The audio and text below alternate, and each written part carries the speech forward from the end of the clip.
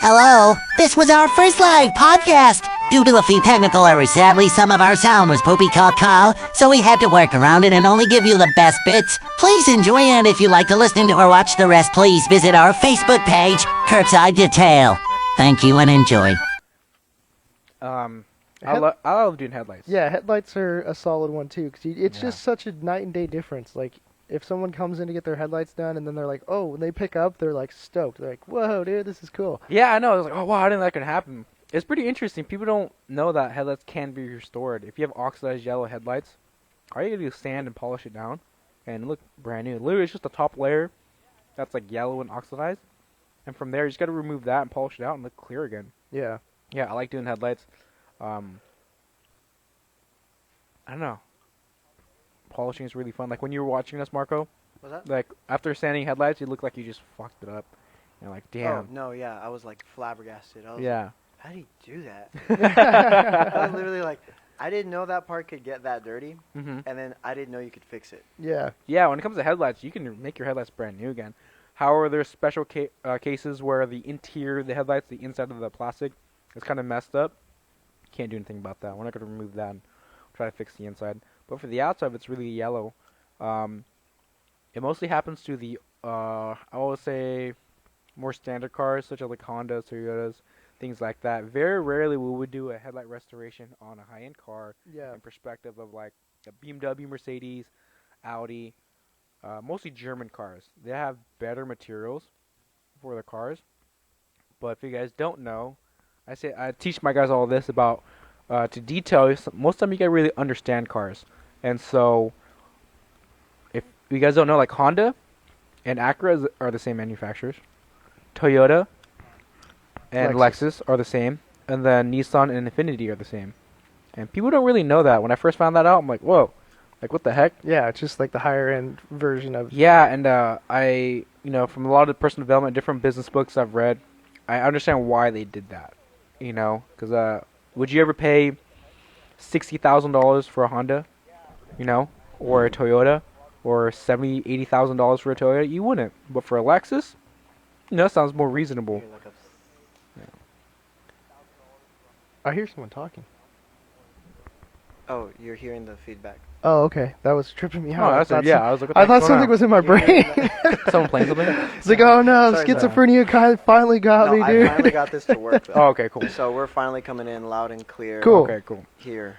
Ceramic coatings. I do love ceramic coatings. Yeah. I hate the process. I hate polishing. love washing a ceramic. Like that's different, when you yeah. blow it off, it's literally the most satisfying. It's literally like sometimes. 100% dry.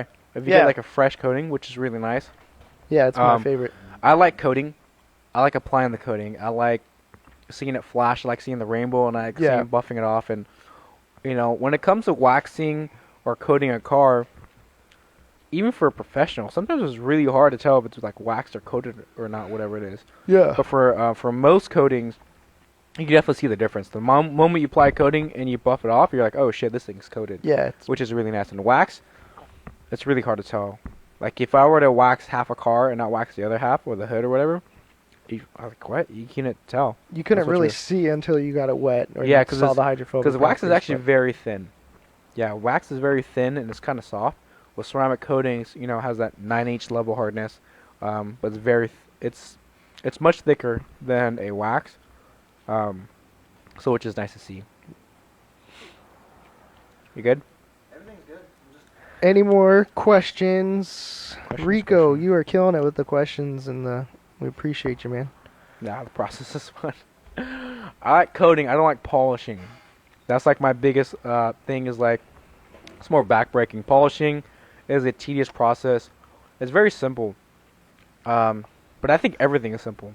When it comes to detailing, all around detailing, nothing's really complicated.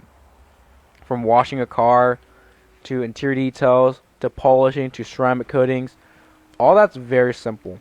If you're trying to like rebuild an engine, that's complicated. Yeah. If you're trying to just polish, clean something, all you have to do is spray cleaner on there, scrub it, rinse it, wipe it off, or whatever it may be, and the job is done.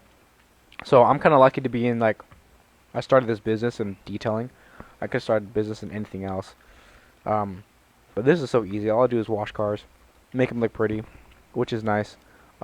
But just doing more of it, realizing that this is a business that's growing pretty fast. And I've noticed a lot of new detailers, a lot of new people are starting the businesses, and that's pretty good. Now, I'm all for people starting businesses. I would just say, keep it up, or if you guys have any questions, you're going to ask me. I give a lot of free information. I'm not the best at it, and I'm like people who produce a lot of content. I try here and there, but I'm still not very good at it. But, I mean, I feel like I have a lot of knowledge. A lot of the guys that have come here who are already detailers have learned a lot from me. And even those who contact and message me constantly on Instagram and stuff, I've definitely helped them out a ton. From broken equipment to simple issues like removing sap, because there's special ways of removing sap and things like that. Yeah. Different compounds, pads, combinations. It's been, I feel like I have a lot of information, just don't know how to capture it. We gotta capture it. Slowly but surely, it's Yeah. getting captured. Yeah. But yeah, you guys have any other questions? Please ask. In my opinion, air compressors are so handy. Very handy. Yes, if I don't have an air compressor, I'm kind of like pissed and irritated. Yeah, it's annoying using a vacuum all the time. I hate vacuums sometimes. The air compressor and the Tornador gun, it's like Yeah. literally the easiest thing to use. If you start from vacuuming cars only, and then go from an air tool with a Tornador, it's hard to go back.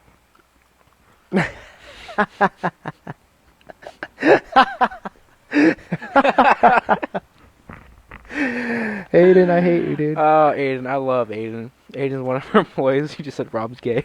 Not me, dude. Not me, dude. I'm pissed. Taking all next week off, dude. I'll fight you. And he just requested all of next week. I'm about to change that, Aiden. You're coming in tomorrow, Aiden. Yeah. For the don't- rest of the week. if you don't You going on show up, vacation? dude, I don't I'll- think so. You know what? We're working on Thanksgiving now. Yeah, dude. I'm telling your dad, bro. that- Yeah. That's funny. Nice.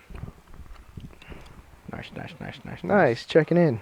So I've noticed lately on our posts that we get kind of a little bit of hate, you know, for Watch the- from like the old videos and stuff. from the process that you do sometimes.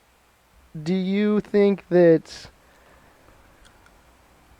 people are in detailing are married to like the idea of the Oh, perfect man. standards? And what's your thoughts on that, you know? I call it the detailer's Bible. A lot of detailers follow this Bible that doesn't really exist of like how you should wash a car. You know, from the 2-bucket method to rinsing off your washment panel by panel. It's just so like weird because each car is different. What happens when you're cleaning a coated car? Do you have to dip your washment every time? Are you supposed to just stop panel by panel? How many times are you supposed to wash out your washment? Yeah. Everybody says every panel, but I'm just like, what if it's a clean car? What if it's an old truck? What if whatever it is?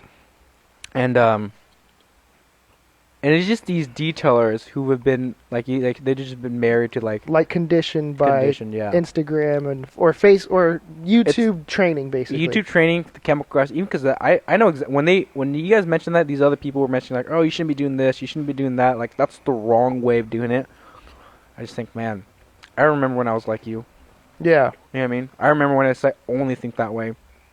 And then I realized that took forever to... Kevin... God damn, you ruined my train of thought. Yeah, I mean, detailers really... There's such a different experience gap. And I feel like a lot of people who are like, oh, Lund, you're doing it the wrong way, or you're such an amateur. I just feel like, oh, you're fairly new to this. Yeah, you just started. Yeah. Probably washed as many cars as we have in like 3 days. Yeah. So it's like there's a experience gap, I would say. I would wash like 10 to 12 cars a day. And I was doing that for like 4 years. At least 4 years. Every day. I can wash more cars than you in one day than most people do in a week. So the experience that I have is unmeasurable. I only have 6 years of experience of detailing. I've only done 6 years. That's not a lot of years to be called a professional, whatever it may be. But I for damn sure have done way more than the average person. Because I worked every day. And I work 10 hours a day, sometimes 12, whatever it may be. You know what I mean? It's just these detailers would wash one car a day. Even if you do 1 car a day, at most, let's say you're a hustler, whatever it be, you work every day, 1 car a day for 7 days, it's only 7 cars. Let's say 2 cars a day, you're a good guy. 3 cars a day, it's 21 cars. You can do, whatever it may be, but we've done way more cars than most people have, especially interiors. I was such a yes man when I first started. We were doing jobs that took 4 hours and we charged $100, whatever it may be. Yeah. We were losing money for sure, but I always learned this in business, like, the money you lose is the lesson you learn. Yeah. It's the cost of the lesson to learn. So, if I lose $100, it's a $100 lesson. It's not like I didn't waste time or things like that. So, for me, I never took it personally. A lot of people get butthurt about losing a few dollars, whatever it is. And do you tell us? I know how much this game makes. All right. At one point, I was making 10 grand a month, like easily. But I was working every day, so I was doing away. If I was working 5 days a week, I'd probably do 8. But if you were to break it down, Yeah.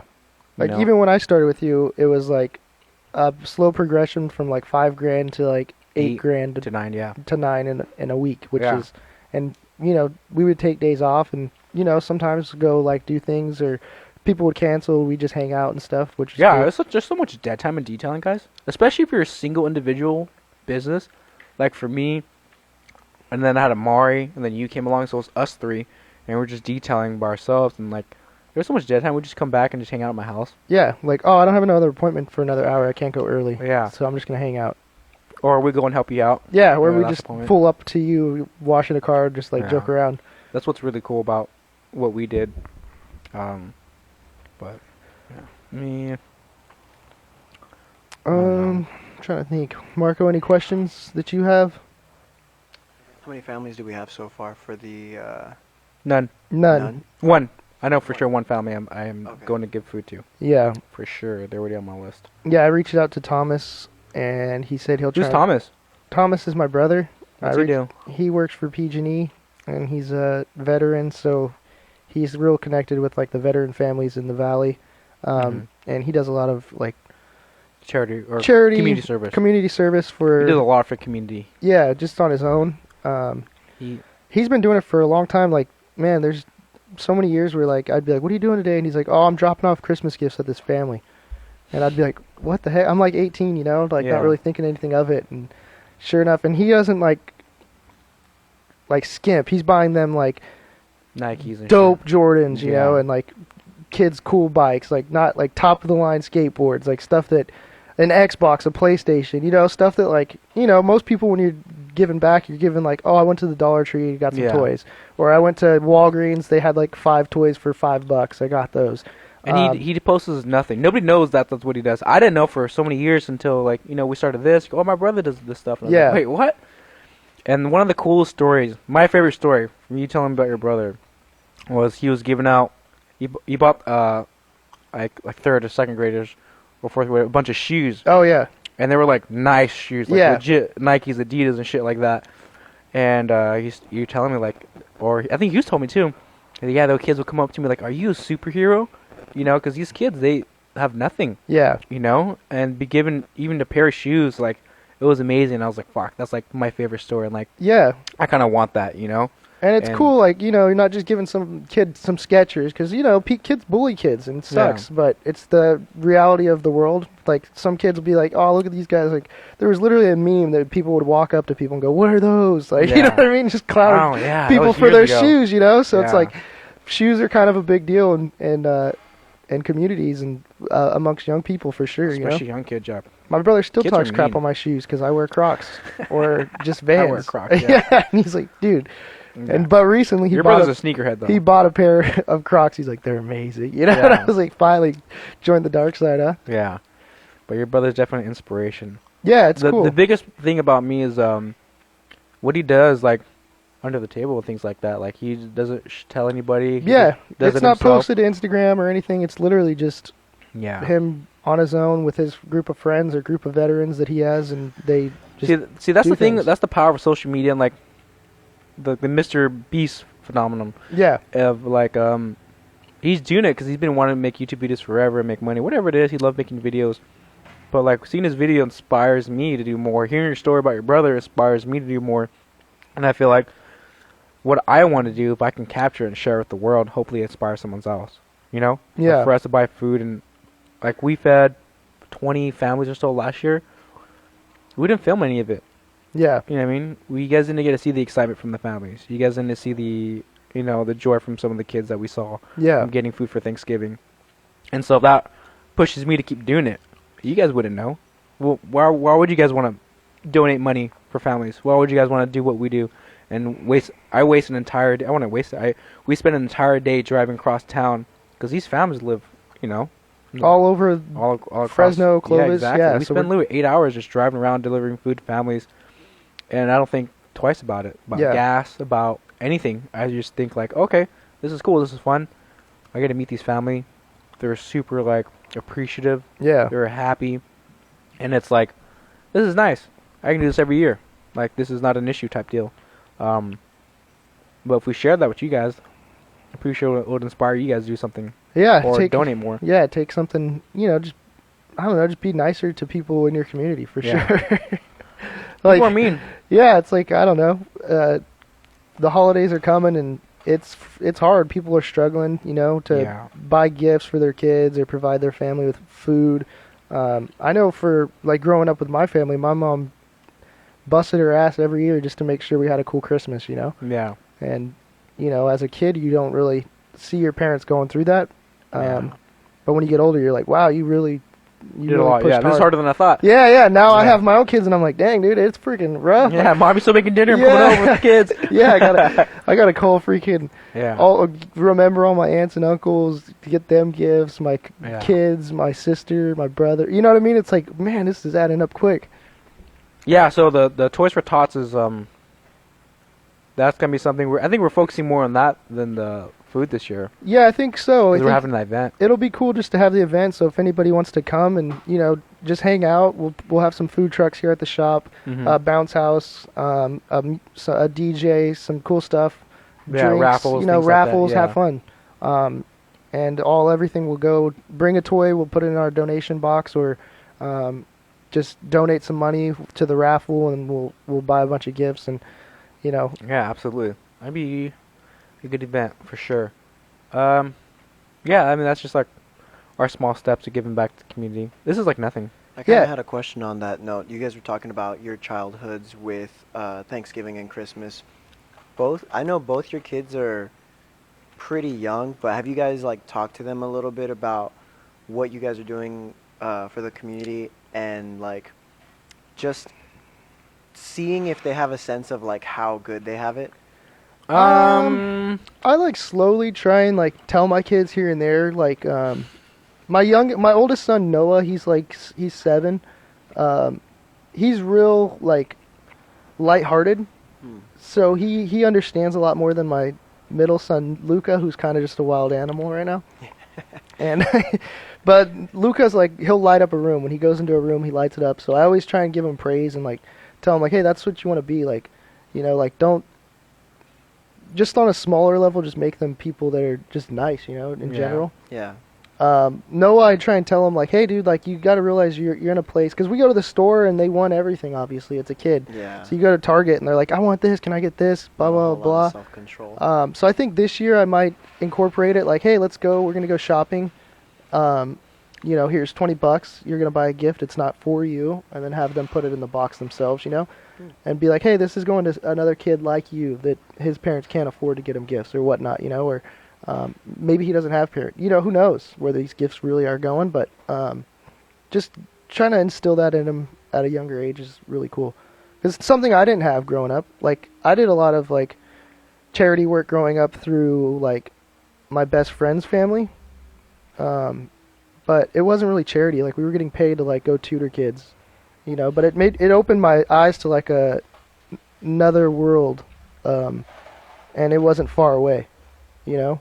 I remember being a kid and, like, I watched some documentary, and it was, like, on South Central LA, and that dude was just, like, talking to the kids in that community, and he's like, oh, have you guys been to the beach?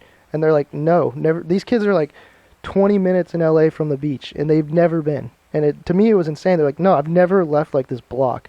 And then around that same time, I started, like, tutoring out in Southeast Fresno. And I grew up in Clovis, where it's, like, you know, I was still like middle of the ground here in Clovis. Like I didn't have like a car or anything, you know, but just going to that side of town and being like, oh wow, like these kids are so much like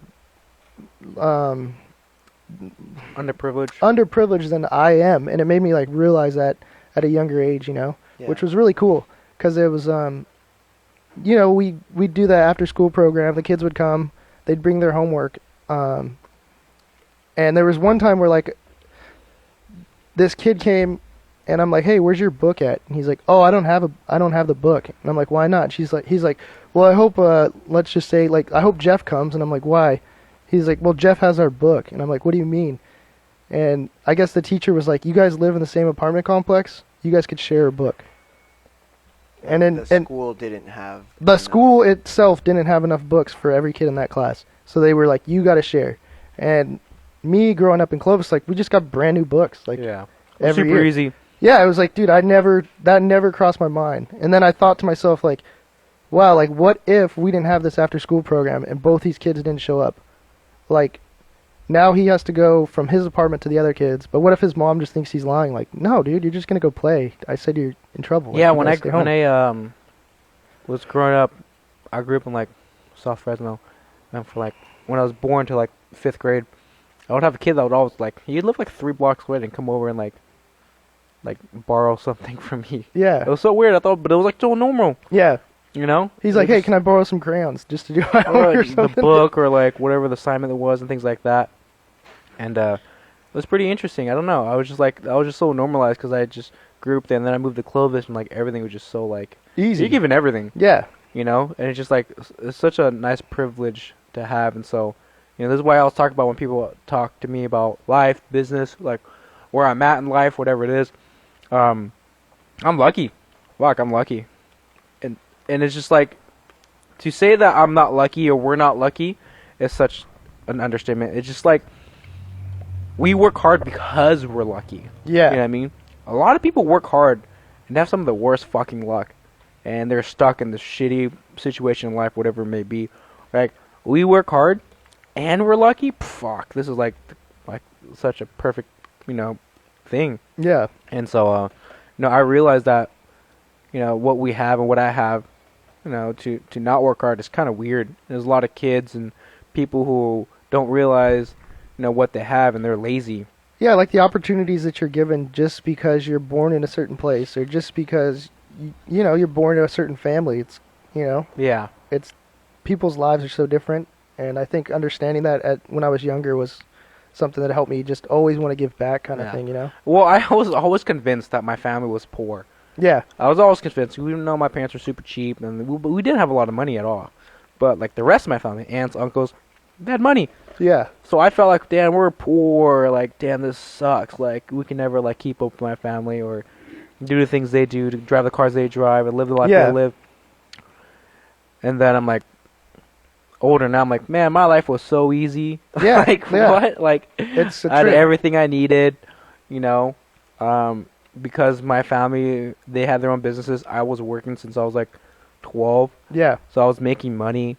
And I was like, oh, this is simple. Yeah, I started working the same time, like 12 years old, started reffing soccer. And, yeah, I think we both share that experience of starting work young. Given the opportunity, yeah. Yeah, but I was exactly given the opportunity to start working young. Some people don't even have that. Yeah, when I meet 18-year-olds who, like, we hired, like, oh, this is my first job, I'm like, that's weird. Yeah. Like, what? Like, I hired 18, but it's just, like, been so normalized and conditioned for people, like, oh, don't start work till 18, focus on school, whatever it is. I'm like, you know how much time there is throughout the day? Yeah. You know? Like, from 3 to, like, 9 p.m., like, 6 hours. A lot of kids are just bullshitting. Whatever, especially on the weekends, all day they're just bullshitting. Yeah, but, okay, here's a question. Do you want your kids to start working young? Or, Hell yeah. Or what's your take on it? Without a doubt. They're going to be working here. Yeah. They're going to be washing cars. And Yeah. they already like it. And kids love just, like, working. They love doing shit. Yeah, Gohan the other day pulled a towel and he was helping Yeah, us drive he was that car. drying a car with it. The guy was, like, looking at it. Heck?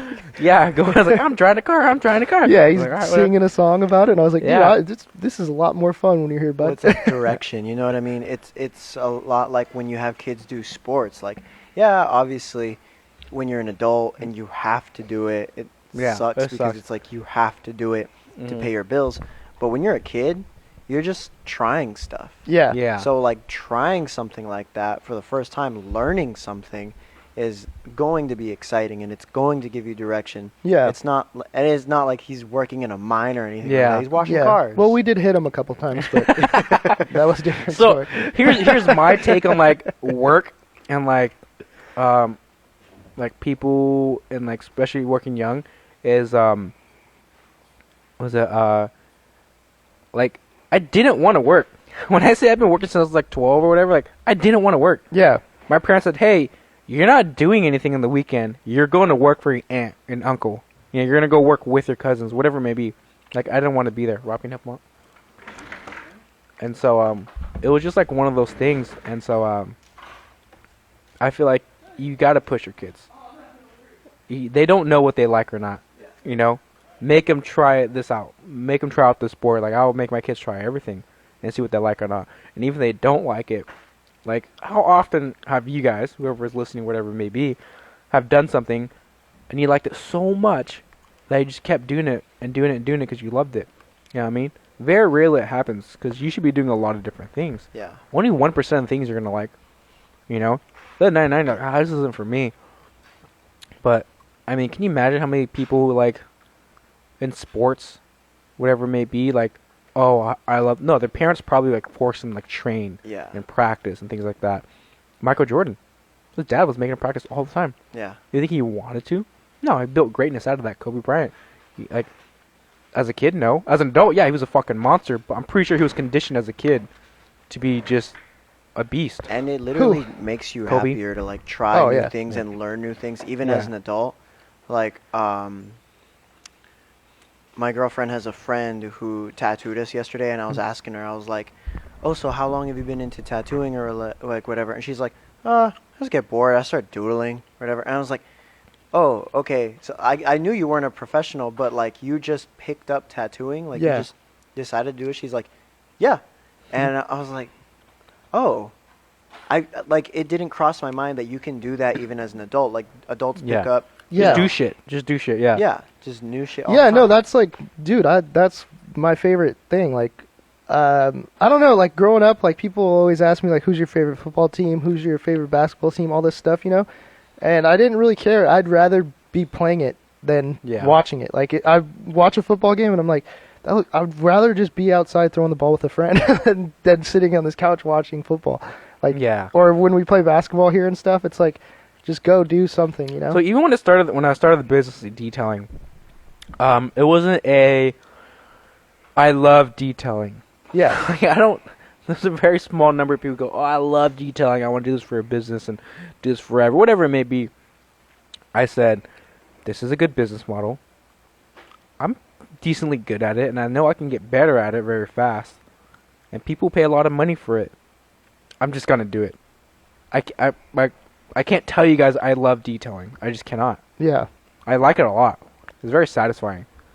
And that's a trap a lot of detailers have, is going, oh, I love detailing, and so I'm going to start a business. Like, that's kind of a trap, because what happens when you become solely dependent on detailing, and you fail at it, and you fucking hate it now because, like, damn, because of detailing, my life sucks, and I lost a lot of money. And it's like, man, that's kind of a tricky thing. I made sure that I picked a business, because I knew I wanted to start a business that would just make decent amount of money. It's simple. I can do it, and get better at it. I didn't need to love it. I did not. Yeah. And like, I would try to convince myself, oh, I just gotta love it, and oh, if you love your work, you would never work a day in your life. Fuck you. Yeah. I agree completely. You know, it's just like, there's like, I don't even know what I love. Yeah. I couldn't tell you something I would. I can't tell you anything that I love so much that I would always do it. Yeah. From kung fu to kickboxing, like I get tired. Yeah. Yeah. Detailing, I get tired of it. You know, whatever. Sleeping, I get tired of sleeping. Yeah. Yeah. You know, it's just like there's nothing in life that you love so much that you That- would do it all the time. You would do it every day. I agree. Yeah. It's just so weird. I think you just have to find, like you said, something that you're good enough at that like can fulfill you. Yeah, Yeah. you 'Cause if your enjoy work's it. not fulfilling, that's different than always being happy. Yeah, Oh, and yeah. that's I think that's a misconception of like the human condition. Like always being happy is something that we're everyone's trying to be, but it's literally Yeah. impossible to always be happy. I hate the advice from like super successful people, like the super like they're multi millionaires. Like, oh, just do what you love. And I was like, yeah, you're a millionaire because you actually found what you love. yeah, You know how hard it is for the average person to find what you love to do? Like, fuck, I don't, till this day, I don't know what I love to do. It's literally a privilege to learn to like what you love. Yeah, Yeah. to find it out, especially Yeah. at an early age. Like Grant Cardone, I love real estate and making money. I was like, damn, you're lucky to find that. So you're gonna go all in and you're gonna try to tell me like, oh, you should just do it. And I was like, I don't find joy in it. You can't tell me to do that type deal. yeah, You know what I mean? It's like you're at your position because that's all you care about. I'm in my position, in my business, and we're a small business, small. very small. We got 3 vans. Sounds like a lot to you guys, but this ain't no Amazon and shit, you know. Yeah. But I was like super hyper focused on the business and detailing. This is how I can be in the position I am now, and it's not even that great. But now I kind of like slowed it down, so we're kind of just cruising right now. Yeah, But if I was still super hyper focused on building the business and detailing and growing and growing and growing, I'd probably have 5 vans right now. You know, we had 4 at one point. I just sold one because I was just super ambitious. But then I got tired at that point, and so we kind of slowed down or whatever it may be. But for like my advice to a lot of people is like real advice for the average person, the 90% of people. yeah. If you're trying to take advice from a super successful, wealthy person, and Like they're the 1%. the 1%. Just not even just. Oh, do what I money, do. Yeah. Not even money wise 1%, but 1% of people that under like legit fell into what they love Yeah. at a young age and got it. That's luck. Yeah, like People that's don't talk about luck enough. No, I talk every day, huh? Every day I talk about luck. I'm lucky in every aspect of my life. From, you know, dude, I was born and raised by like a block and a half away from Roosevelt High School. yeah, I grew up there since I was like 10. You know what I mean? And then my parents literally like did everything they could to buy a house in Clovis, and we moved here. And I was like, fuck. Yeah. I didn't realize what they did though. Dude, we had no money. yeah. We lost our house in 2008, 2010 actually. When the like Yeah, so 2008 happened. I didn't know my parents were going like they weren't never paying rent for like 2 years. oh shit. Yeah, Yeah. it wasn't until I graduated like, oh yeah, with the can you apply bankruptcy for us? I go, what? Yeah, we're losing the house, so can you just apply for us? Like all casual. I'm like, what the fuck? Yeah, you're like, wait, what the They're heck? like, yeah, we're gonna on have to move soon because we're losing the house. I go, Yeah, oh, I'm 18. I'm like, I don't know what the fuck's going on. yeah, You know what I mean? Like, but my parents have been struggling the entire time. yeah, And I was just some dumb idiot, and, like I was working on blowing my money, and yeah, you know what I mean. But they have pride, whatever it is. They're not gonna ask their kids for money. yeah, And that's when you know, we had to go rent a house for like 8 years, I think. And then we just bought a house, 4 years ago, like recently. And just one of those things where like I'm lucky in that aspect where they literally sacrificed a ton for put me in my position, and for me to do anything else would be like such a disrespect. yeah, You know, because I'm lucky. I'm fucking lucky. I had parents that did that for me. I'm lucky I have family that told my mom and dad to move me out of our like location. yeah. Like, Like, hey, yeah, yeah. like this is for your sons, like your Yeah, kids. for your kids. Yeah, Yeah, like you gotta I'm the get out of this youngest, area. so my brother and sister, you know, they didn't know either. But I'm pretty sure my aunts and uncles, they all live in that side of town. Like, oh, you got to move your kids over here. Yeah, My parents probably would never have known. yeah, I mean, I would have went to high school at Roosevelt and be a hoodlum. yeah, I'm telling you right now, I'm nothing special. I am a product of my environment. All right, Yeah. I am that person. I'm not I'll do whatever I want. I'm legit a product of my environment. If you put me in a bad environment, I'm somehow just that weak mentality. Like I just gotta be like that. No, So isn't that crazy though that that's like being human? That like at a certain age you kind of realize, like, oh, we're all kind of the same. Like little differences here and there. yeah, But like I was watching a documentary yesterday, Killer Sally. I don't know if you've seen that on Netflix or not. It's kind of interesting, but they both like just, you know, dealt with like a lot of abuse growing up. That like Was when she you the hear- giant muscle girl? Yeah, I keep seeing it on Netflix. it's Yeah. pretty interesting. It's pretty interesting. So Okay. they both have like childhood abuse or whatever in their lives, and then when they get together, they really like each other, and then like they have normal emotions and they go through normal situations, but they just react in a way that you're like, oh, that's not appropriate at all. Like Yeah. you can't just drop dumbbells on somebody's car. Yeah. You can't just like beat up a grown man because Yeah, like you're he angry. slapped your kid. Yeah. Maybe Well, you you would. could, yeah. Yeah, maybe you would. Hold on But a see, that's the second. thing. Back that up. Back That's the that up. thing is that there's a lot of moments where you're like, I see where they're coming from. Yeah. But like the story is crazy and it involves murder. Yeah. You know, not to put any spoiler alerts Well, out Yeah. there. Yeah, no, I think the product of environment thing is a huge thing, and that's why a lot of people get stuck in their environment, Yeah. or they're in their mentality, and it goes back to like not trying new things. Like there's times where, like you're a kid and someone's like, "Hey, come, play basketball with us," and you're Yeah. like, "Okay," and then you're like, "Wow, I really like basketball. It's I 'cause really your like these friends liked it. people." Yeah. And now I'm doing this, and instead, like if I would have just stayed in the same situation, I could have just been running the streets or Yeah. being a wild boy. But a lot of people do get saved by just little things like that. Yeah, little things. Like Yeah. I would say, like Ivan saved me. Yeah, just doing things. Yeah. Yeah. Yeah, when I was I was going to college. No, I had no major. I was just like, I'm gonna do. So the idea was like, I'm gonna take my general ed for 2 years, and I'll figure it out on the way. Yeah, you'll find something. I think that's a didn't, lot of people. But I didn't. Yeah, no, me neither. It's like one of You those know? things. Yeah. And I felt like I was almost up my fourth semester, and I was like, I gotta pick something, Yeah. whether I like it or not. I had to pick the closest thing that I might like, and I was And like, that's at 19 years old. Yeah, that's you have to majority of people. choose what you want to do for the rest of your life. Yeah. It's and insane. so I dropped out. yeah. I dropped out, and Ivan hit me up, and we joined Vima. If you guys remember Vima and Verve, oh man, I was doing that. But what happened was I surrounded myself with people that just wanted to do better, Yeah. and that environment put me in the position I am now. I'm not in contact with any of those people anymore, things like that, but they put me in contact with like personal development, reading books, things like that, and that has helped me a ton. And what happened was I was a product of my environment. I put myself in a different environment hmm to improve myself, and that's a huge deal. If I didn't do that, if I didn't go to Ivan's house, Yeah. if I didn't, learn about these things, I wouldn't be in this mentality. Because Yeah. I was never like that. Yeah. You know what I mean? But that's even like bring it back even more full circle to like the giving back thing. Like that's why I want to be around Tony. Mm-hmm. Like it's like a new thing. Like none of my like closest friends are going out and giving stuff away. Yeah. You know, it's this one guy that I met by chance that I was like, I like your vibe. Like I'm gonna hang out with you, or I'm just gonna connect with you and talk to He's you, such a cool dude. and just you're gonna spill onto me. I'm gonna Yeah. take some of you basically and put it into me. You gotta hang Which- out with Thomas. Yeah, which is cool.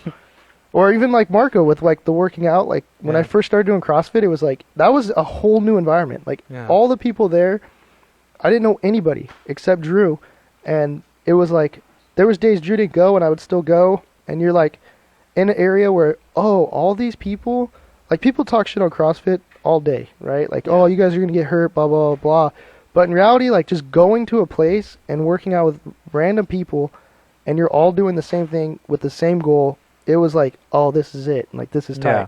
It's That's a what I trip love about how- martial arts. Yeah, no, I was literally thinking the exact same thing. It's a trip how, like, the class environment, like, because right now, I just go work out by myself, and I realize, like, if I'm not coaching, if I'm not in a Yeah. class environment, I don't want to go work out. Sucks. Yeah. This is Sucks why just going to home go gyms work don't out always by we have a yourself. fucking gym that nobody uses. Yeah. Yeah. I'm already thinking like I got to go back to like Crunch or GB3. Yeah. Just being like when I was going to the gym, I don't talk to anybody. No. But just being next to this guy who's like benching, I'm like, fuck, I got to bench next. Or Yeah.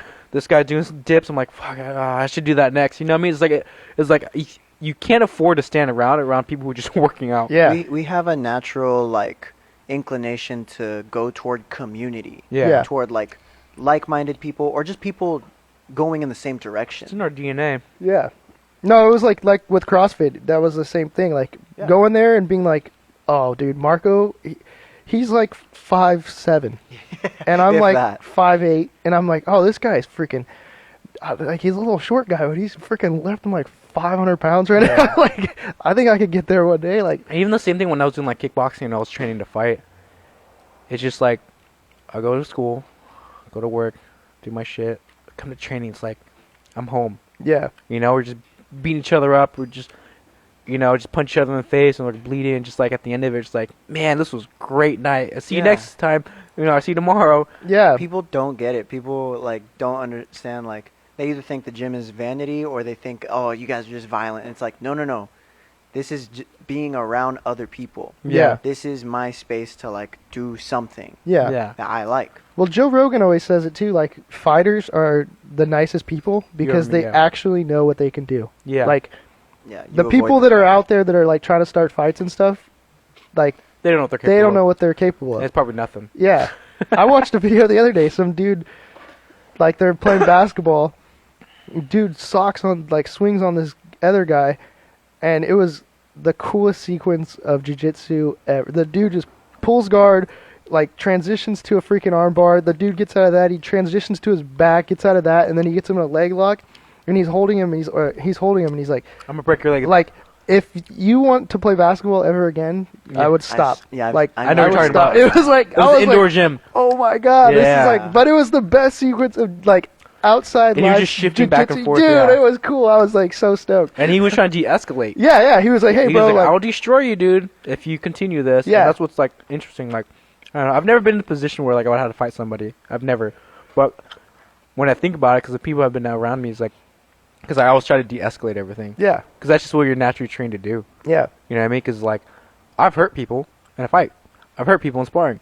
Like, this dude looks like he's never trained in a day in his life. Like, if I hit him and something bad happens, like I'm Yeah. fucked. yeah, You know what I mean? Like, I have that fear. yeah. And it's like, I'm not super strong or anything. I just know, like, Technique. he's probably never Yeah. taken a hit like Most I've taken people a hit. don't know how to take a punch. Yeah. Yeah. Like, I've taken hits from, like, people 250 pounds, like Kale. Yeah. He's a fucking monster. I would even get in the ring with Kale. That dude's too He's big. so scary. I run around most of the time. He just looks scary too. Yeah. But, Big old beard. Yeah. But yeah, I want to go back to fighting. Yeah. I think Well, let's that's fight right now. Actually, let's put this stuff away. Rob's terrible at fighting. He's pretty good at wrestling. I'm not very surprised. Yeah. He's a good wrestler. Every time I see you go with somebody, I'm like, where'd Yeah. you learn this from? Just You- watching UFC. UFC and YouTube, dude. Zero personal training. He just watches videos. Yeah, just love. That's the thing about Rob and I is like we watch them like I can do that. Yeah. Even like golf, and I was like I could fucking do that. Yeah. And that's the thing. I have this weird, like, I don't know. I listen to a lot of podcasts, obviously, and there's one I listen to with Andrew Schultz, and he says, like, I could do heart surgery.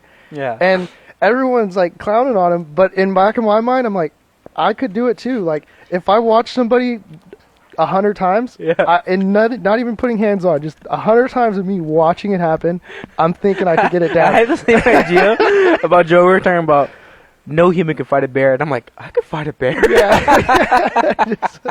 Just or like the or a dumbest- cougar. Yeah. I was like, man, I could fight a cougar. Joe, you're like 3 times my size. Like, how would you not be able to fight a cougar? Yeah. It's Right, like, Kevin? He always says that. Like, I can't fight a cougar. I can Yeah. fight a cougar. Dude, I'll fight a bulldog, dude. Hey. cut that. I don't know. But just I don't know. Just the idea of like we're all capable of doing things. Yeah. And it was like the same thing that motivated me when I started detailing with you. It wasn't the love of detailing. None of that. I could care less. You want to be better than me? I just saw one and I was like, if this dude can do it, Yeah. I can do it. There's no doubt in my mind. Yeah. And it's just like one of those things. Obviously, there's limitations. Like, just because I see someone do a backflip, I can't do a backflip, you know? Makes me want to try. Like, though. I could try, but Yeah. it's going to take some time. I've never done a I think backflip, but that's I what feel it like I is. can do it. When you see somebody do something, you're like, oh, I could try. It's Yeah. possible. It's like Yeah, exactly. It's like the mile. The dude 4-minute runs. mile. Yeah, the dude runs it in 4 minutes, and then the next day everybody starts beating. Yeah. You know what I mean? It's that. It's like people have to know it's possible for them to even attempt to try. That's why it's nice to talk about this. Like for like when I started from the detailing, like I just worked. Yeah, I just worked every day until people finally realize, like, okay, learn details and build your name, whatever it is. And as long like it's consistency more than everything else. yeah, Consistency is so important. Like people underlook that. They're like, I worked really hard, yeah, and even for 6 months, yeah, you could have worked hard for 6 months. Have you tried working hard for 3 years? yeah. That's a different story. Yeah, Marco. Okay. Marco's like super fit, CrossFit. Yeah. Still works out. But But Marco's legit. anyways, this was a long I podcast need to start working out again. and live video. We appreciate you guys listening to us. If you guys have any questions or whatever it may be, or you guys enjoyed what we talked about, you know, or those who are barely joining, listen to our podcast. Mark will be posting that up sooner or later. Jamarco. Um, This is already up. This is live. Oh, the podcast on Spotify. Oh yeah, yeah. Yeah, the audio. But other than that, I'm gonna cancel it right now. I'm gonna cut it. Cut. Thank you guys. See you guys later. Thank Bye. you guys. Appreciate you.